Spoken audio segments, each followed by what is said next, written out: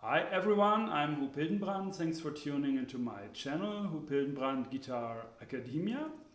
Today we have lesson 9 of 4-note structures, and we will bring these 4-note structures work for in the context of progression, harmonic progression. So let's get right into the endless ocean of music.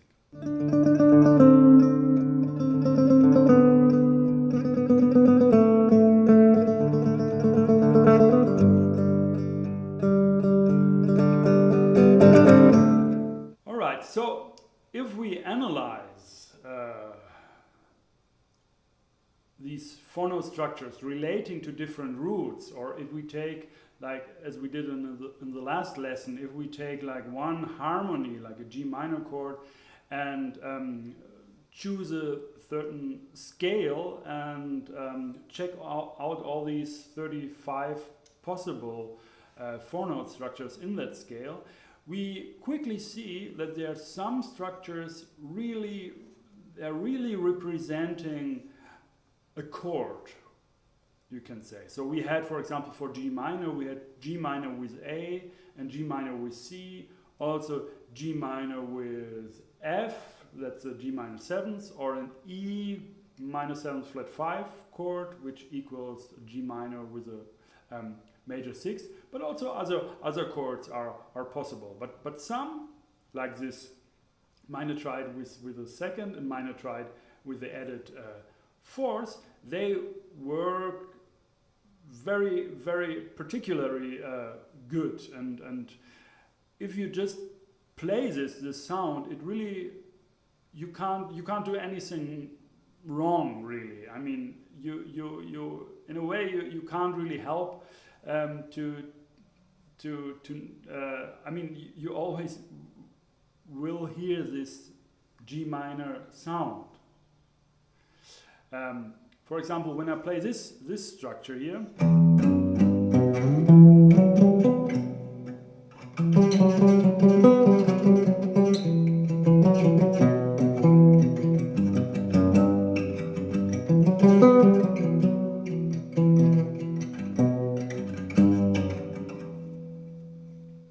it's very clear that that's an E minor sound, because I have an E minor triad and an added F sharp, the added second. So I just play this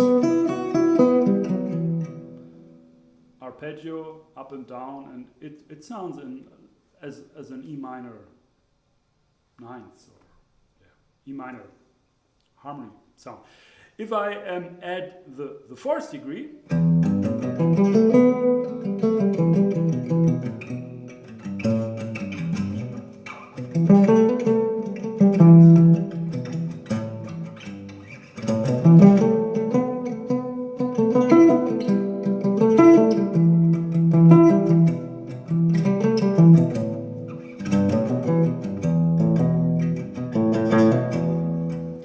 sounds very much as an E minor sound. So these two structures, they work really well. For example, if you have an E minor piece, if you have a composition and the tonality of the composition is in E minor, and you have this E minor chord, you can really in your improvisation, or maybe you compose something, you can use this structure. And of course also we are talking a lot about melodic playing, arpeggiate these 4-note structures. But of course you can also play them as chords, you know, as this chord, for example, or you have this, or this,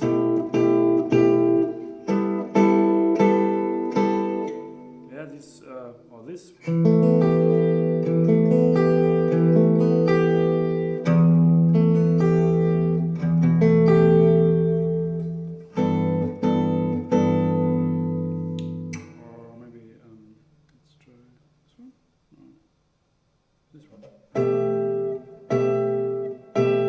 Yeah, that's all E minor with an added perfect fourth, with an added A.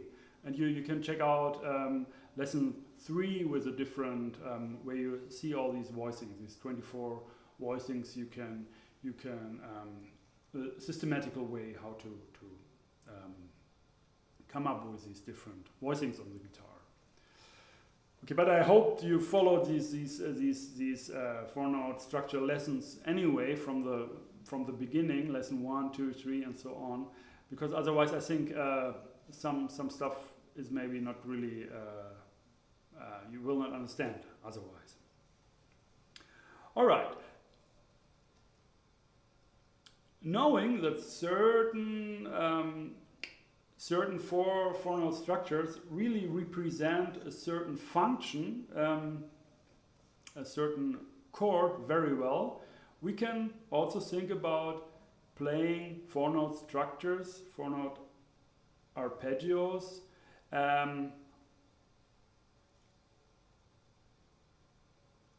to represent a harmonic progression. So, for example, I can use I can think, okay, I'm in E minor now. E minor is my tonic, and I use this E minor with the added fourth.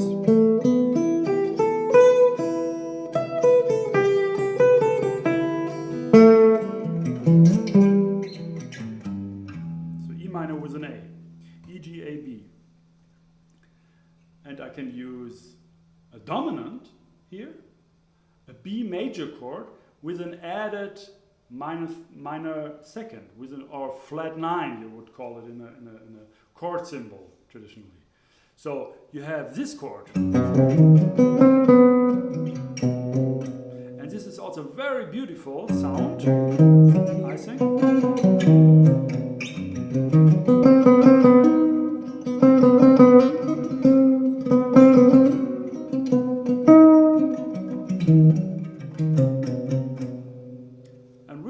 This dominance, this B major, this major triad on the 5th degree of the scale, makes it really clear. So I can just go back and forth, just playing around now with two structures. Remember, we had this static structure practice where we just also put on the drone and really played one structure for the whole time and tried to make music out of it. And this, of course, is a great preparation for this practice now, because we have to quickly switch in our mind. We have to switch between two different structures. We don't have all the time to come into this sound, and then we continue playing it, and we learning more and more the structure, how the fingerings are, and where the notes are, and what the notes are. No, we have to switch. We have to be, in a way, we have to think sometimes very, very quick, and that's quite a challenge, of course. And also to combine, I mean, to make these progressions. Also, you need to make melodic lines which are targeting the next chord in a way. It's not like I play one chord, then I play the next chord, and then I play the next. No, it's more like you play a chord and then you go to the next chord. And this line, this way of progressing, that is not so easy. That you really have to practice. But as these are really advanced lessons, I assume that you're able to do that. Okay, so I can go back and forth these two 4-note structures, and then I always have this tonic dominant sound.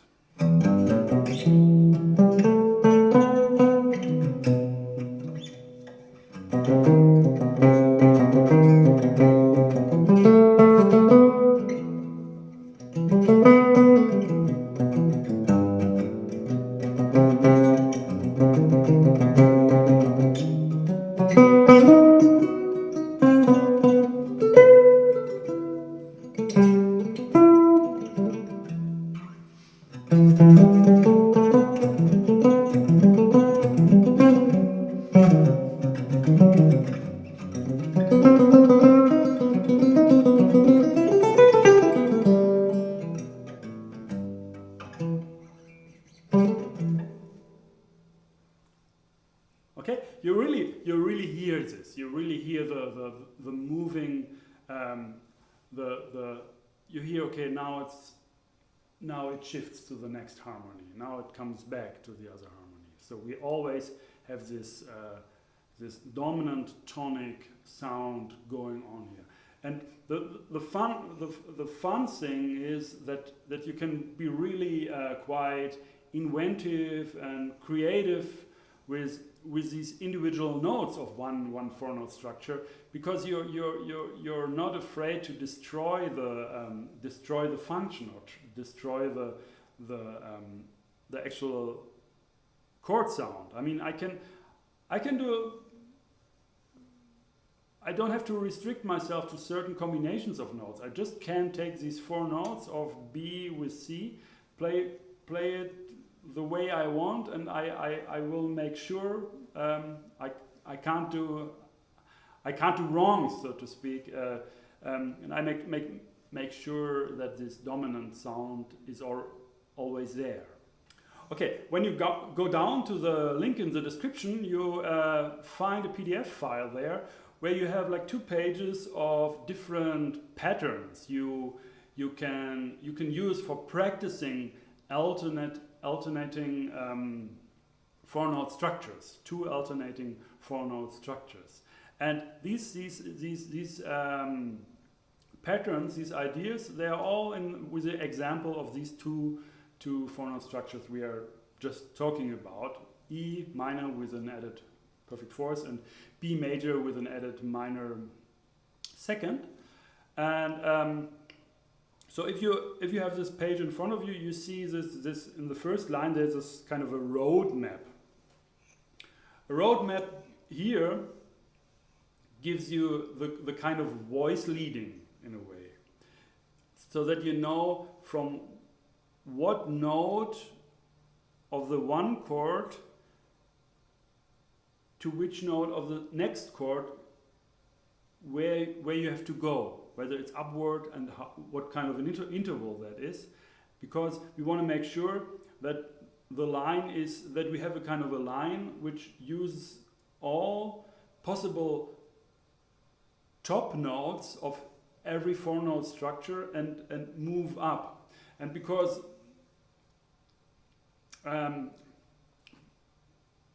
we have our 4-note structures here, they have a different structure. I mean, it's like we have a triad with an added second, and we have a triad with an added fourth. So it's not this will be not a consisting movement. You understand? I mean, if, for example, if I let's take this road map. You see, every first chord of 2 is E minor with A, and it's all close position. And you see that from every E minor with A to the next E minor with A, we go one step higher in the arpeggio, or in the by notes of the 4-note structures. So if we have the first structure like E, G, A, B, E, we are at E. Also the lowest note is E. So we have an octave here. So the next pattern would be to start not from E, but from the next note of the 4-note structure. So instead of, we go from G. And the next E minor with A, we start from A.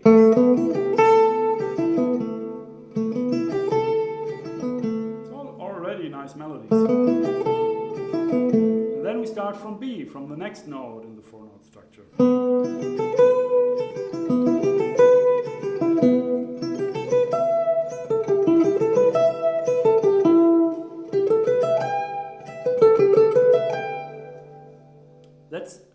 That's the first idea, to have one structure and slowly moving up by going from every note in the 4-note structure go to the next note in the same four-note structure. And then we have the same thing for in B major with C. So for example, we start with D sharp, then we have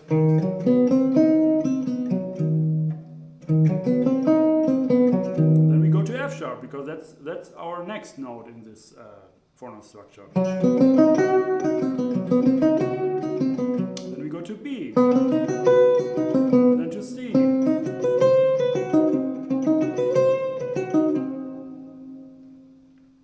and so on. And now, since we are alternating these chords, we put these two, you can say these two rows, this E minor with A progression, and the other, this B with a C. We alternate between them, and that's what you see here. And by doing that, it's not really a continuous line going up. That's the important thing. I wanna make sure here that you understand that. It always goes.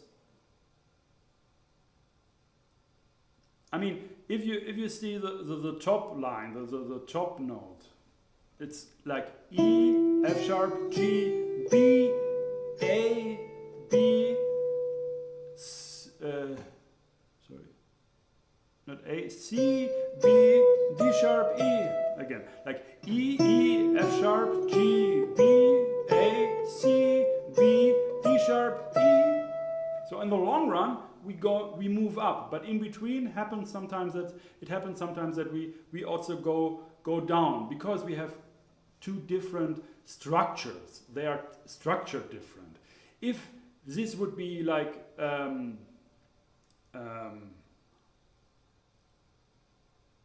although I don't get more into detail with it. I think you understood it. And also, actually, you have this line written there. And this way you make sure that you move in the long run, and the total thing is moving up, or you can reverse it, moving down. And at the same time, you have all root position and all inversions played. Okay, so from under this line, under this horizontal line, you find these actual exercises, 1, 2, 8. And maybe I should demonstrate them to you, maybe just a few of them. The first exercise, actually, we stay in the range of an octave. So for example, from E to E, and then we play the notes of the arpeggio.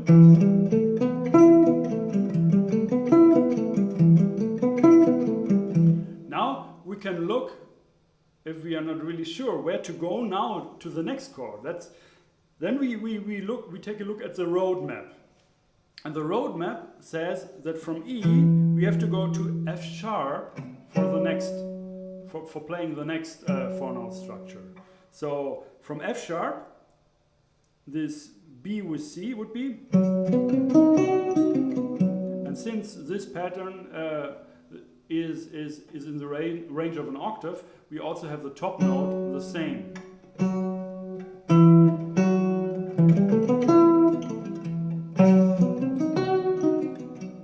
And then to G of E minor with A,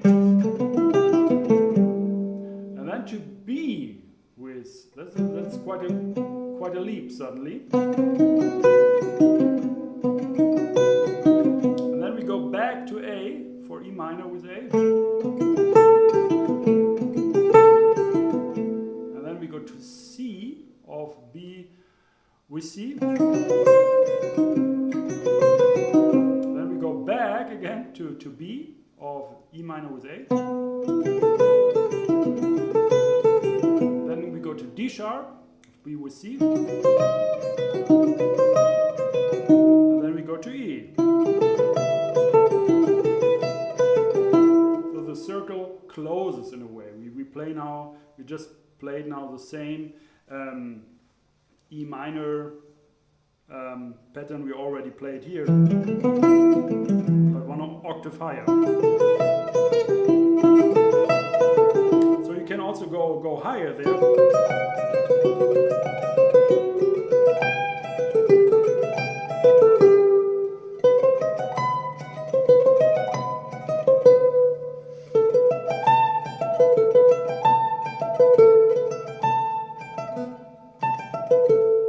Can't go any higher anymore because I don't have a C here. Okay, so that's that pattern. The next pattern is just you invert the whole thing. So instead of going up, you go down. Let's start from somewhere else.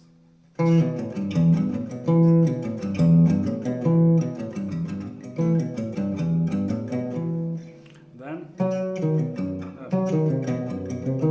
actually this. Actually, you can move up also, but of course, if you invert the pattern, it's more logic also to play it downward. So I start from here. So I have E.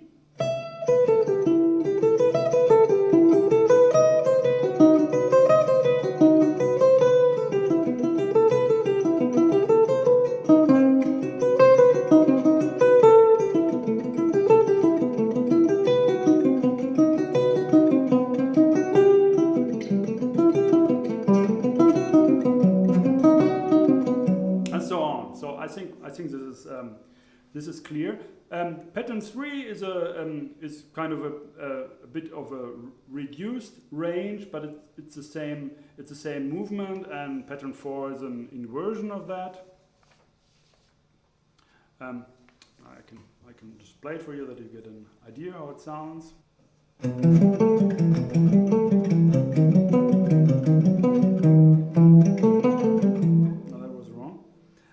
Sometimes it's quite confusing to which note you have to go when you really strictly following this roadmap.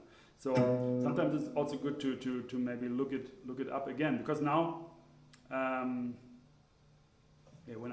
I start with B, and because I start this pattern with the lowest note. I think going this roadmap from this note. So if I take a look at it and I'm here, I know, okay, the next from B with E minor with A, the next note would be D sharp. So I have B.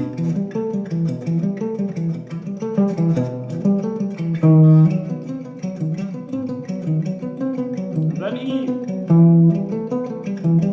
from E to F sharp.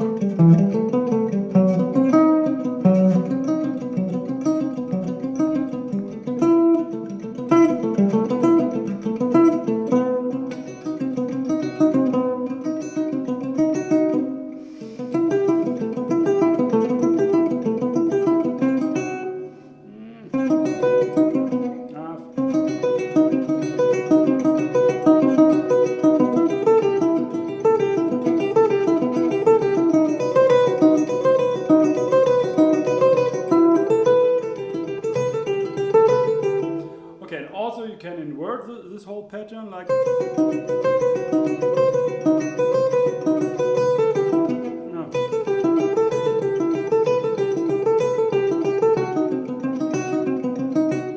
I hope this was right, but you're an expert now in that, so you can also check this out by yourself. Okay. I think the next pattern is just always the same idea. You have a certain pattern, and just the range, and sometimes the melodic movement, like in 5, varies a bit. We take like 3-note cascades. There, it's like 1, 2, 3, 1, 2, 3, 1, 2, 1, 2, 3, 1, 2, 3, 1, 2.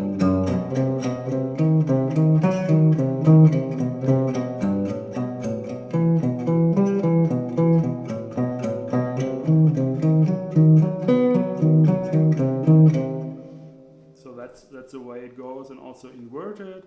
And then you have 8, which has a range of 3 octaves, so it's not possible to go a long way with the sequence, because you already reached the limitation of the range of the instrument. So it's going in triplets, so it's going like 1, 2, 3, 1, 2, 3. So it's like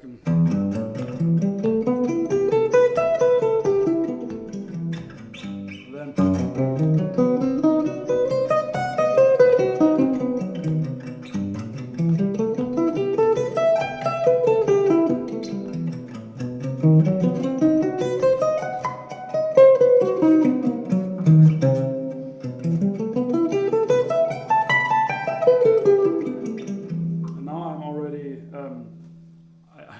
I'm already at my limit here.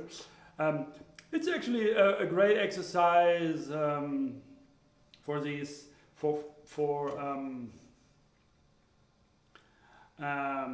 avoiding finger memory, you can say. It's like we talked about this in lesson 2, I think, with the different pathways. So this is like almost like the whole range, or like combinations. And when I play this, I don't have a fixed fingering actually. I can play it like this, or I can go on this string. I mean,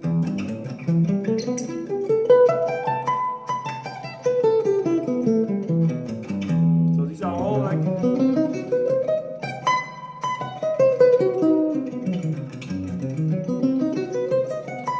Yeah, because I know the notes and I know what the notes are in the 4-note structures. I can just find them.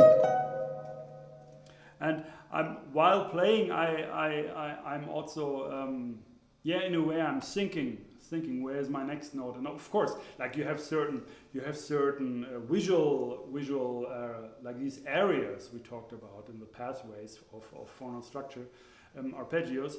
There you have some visual shapes. For example, this B, we see this one here. This is like very easy to remember and very easy to see, because it's also very connected with this major triad as a barré here in this 7th fret. So it's also about like now I'm in this area. Now I'm in this area, and I recognize certain visual patterns. But it's like a mixture of knowing the notes and knowing the shapes in a way. This works together. And when you play more quick, when you improvise and really like.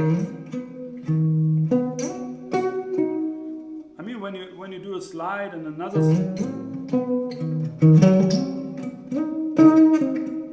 When you do that, you can't really think, of course, areas. Or like certain fingerings, because you're always, with every note you are somewhere else. So I know B, D sharp, F, B, C, D sharp, B, C, D sharp, F sharp, B, C, D sharp, F sharp, B, C, D sharp, F sharp, B, C, D sharp, F sharp, B. So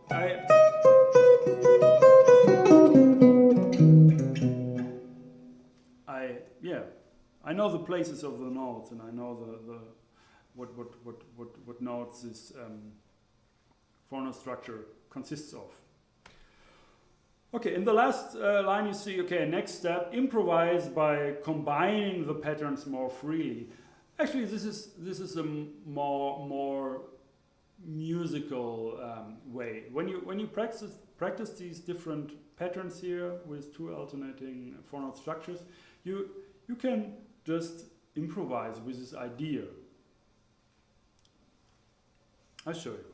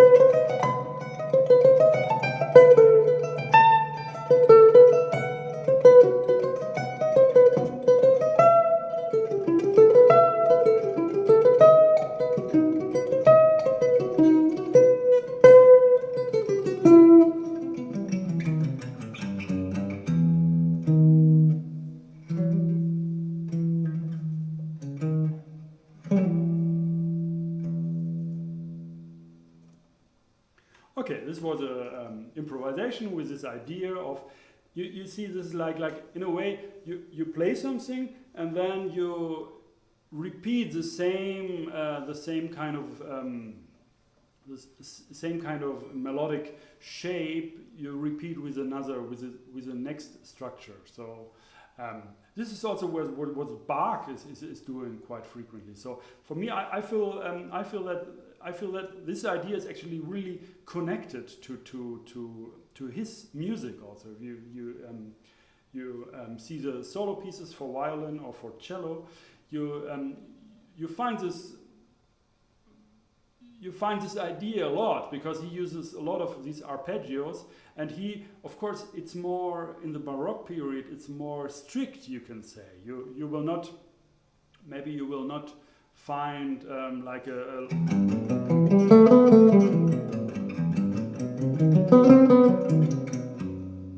I don't know, maybe you find it, I don't know, these melodies.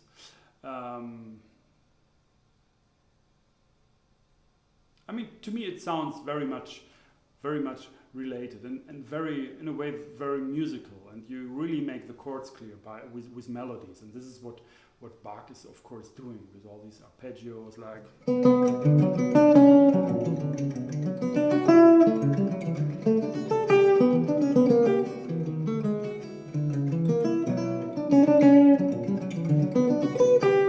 and so on. You always have these arpeggios and the scale tones in between. They're just mostly passing tones, and that's also when we use these two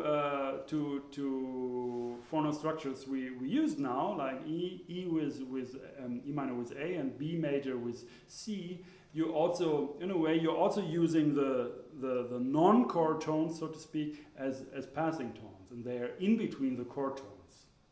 You understand? If I have E minor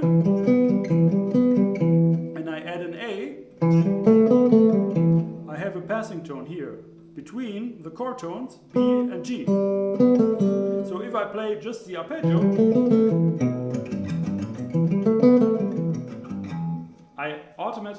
I'm using the A as a passing tone. The same is true for the C and the B major triad. I have a chord tone, D sharp and B, and in between I have C. It's maybe not the most usual scale which has this augmented second, but it happens, especially, I mean, also in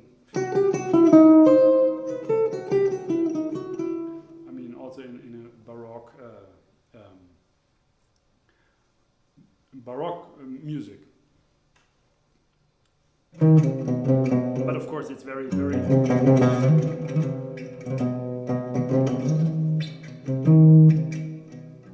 has a very oriental Eastern flavor, Middle East, so to speak.